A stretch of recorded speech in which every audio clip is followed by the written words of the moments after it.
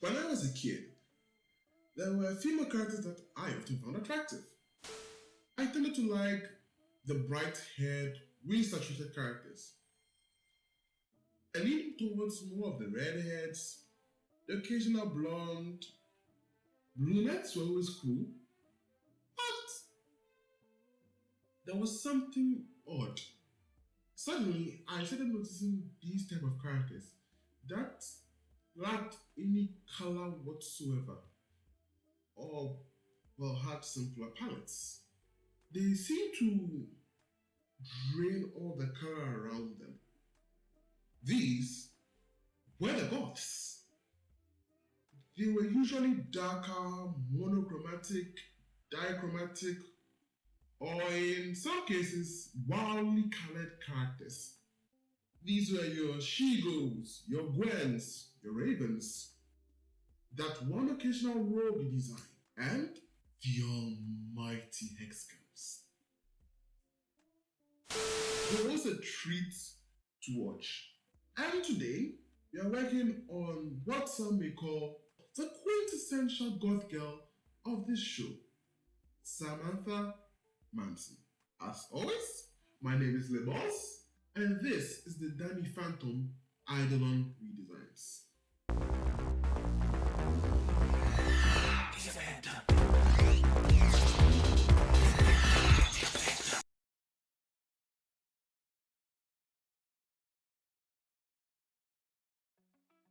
Sam Manson. Boy, do I have words for all the reasons other than some gigs I was doing?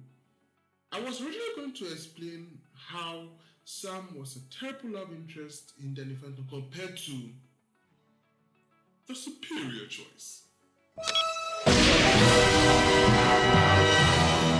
My, don't you look fancy? But that has already been done by Sarcastic Cross. I'll leave the link below. And I'm not in the business of making long videos just yet. So I'll stick to design and character for now. As a character, she's alright. I love the design. It's simple and it helps you know what she is. With the way the Phantom was designed, I was under the impression that everything was done simple and minimalistic.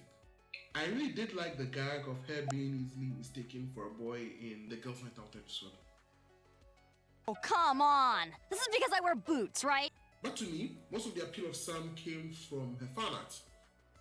Specifically, Scarlet's Ghost X and Amethyst Ocean's renders of Sam. And one in particular. I also really did like some of the redesigns of Sam. Specifically, not Becca's render of Sam. I really liked it. However, the one part of Sam's design that I really didn't understand was the green striped pants. I have praised a lot of goth girls for having dichromatic colors, or monochromatic, or wild colors. Creepy is like the whole rainbow, but I like the appeal. But with Sam, the green, I always associated that shade of green or something close to it with the ghost zone. So every time I see her, my eyes are drawn to her pants because it feels more eye-grabbing than her normal purple. Either you make it purple or you need the colors. As for me, I'm a simpler man. We are removing the green. Hopefully, you guys will understand where I'm coming from with this. So now, enough with the preamble. Let's dive right in. For all of you who have been following me for a while, you all know the story of how this came out. So I initially wanted to use Maeve as a template for this Sam redesign. I was going to give her a jacket, all that, but I remember that I have to maintain the original silhouette. This is during the time I wanted to maintain how the characters look without changing too much. So the main idea was to keep her as feminine as possible whilst maintaining Sam's energy, like the vibe she generated. When I was designing this face, I realized that I don't want her to look like the other girls I would draw. I wanted to stand out.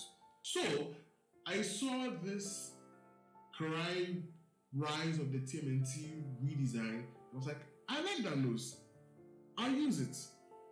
When I posted this, one of my followers told me that she looks like Azula, and I was like, yeah, it must be a subconscious influence because they are basically voiced by the same woman.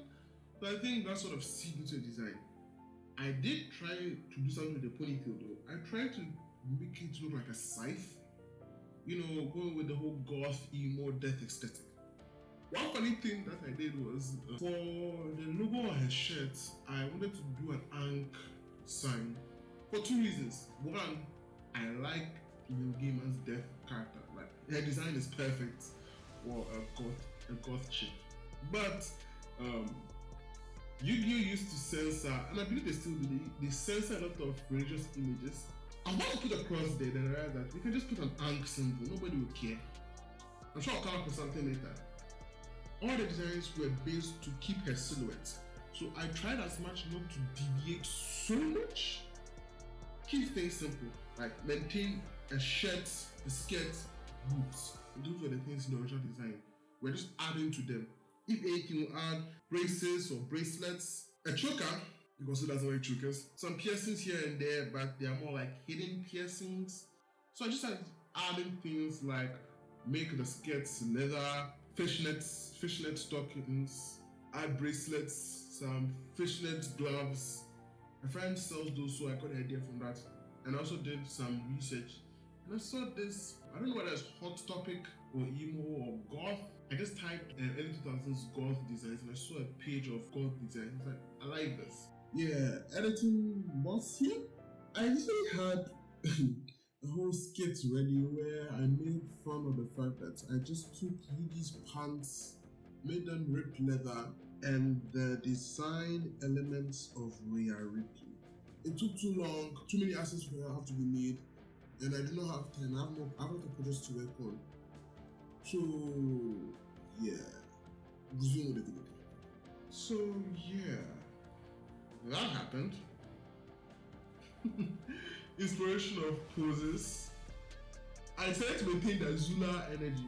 Once I realized that I ended up making her look like Rhea Ripley, I started easing into that.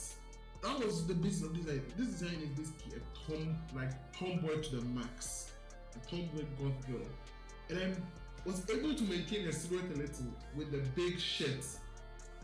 So in order to add some things, I just added piercings like on the ear. I did recently watch Shiremiya, so I was like, let's add some piercings on the ear.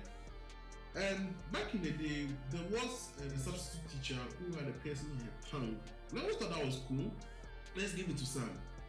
I mean, she's trying to stick it to her parents. So let's go with that. The symbol on her chest was changed to an ambergram saying Nephilim. Nephilim is a fictional band I'm making in this story. Where that will go, that will lead to, I'll think about that later. The reason why it's an ambergram is because of Dan Brown's Angels and Demons. Ambergrams are cool. Soon.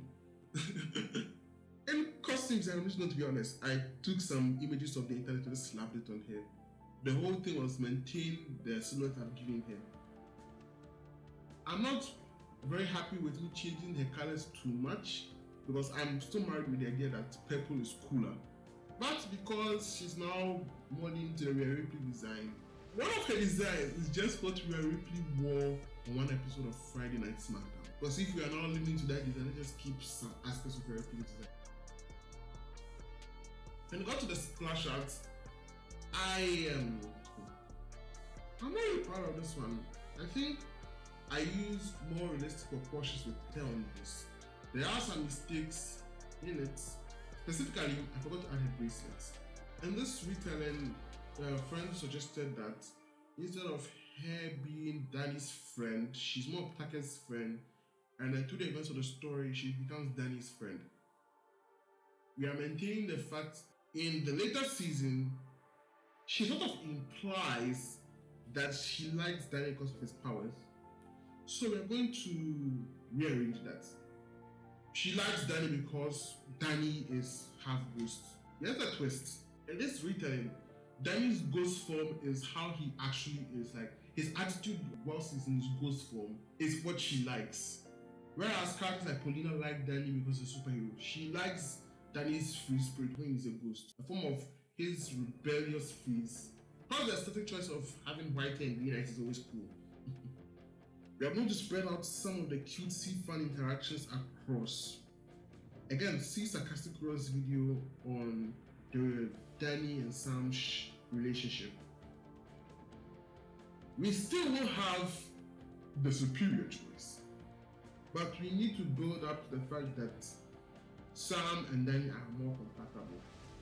I mean, to me, Sam is not touching the superior choice, but they are endgame.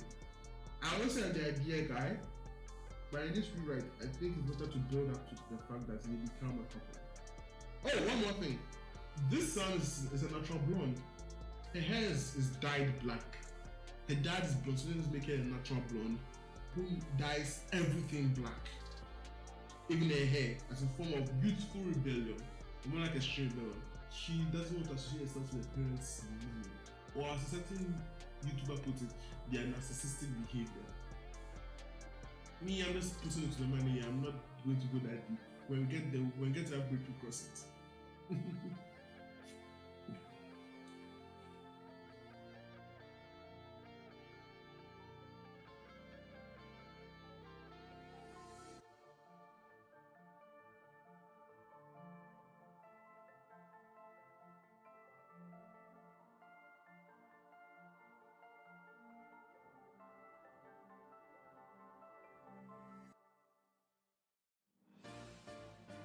Designing Sam was fun.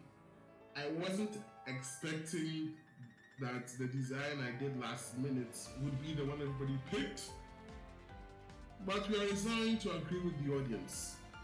Anyway, the next character is Jazz.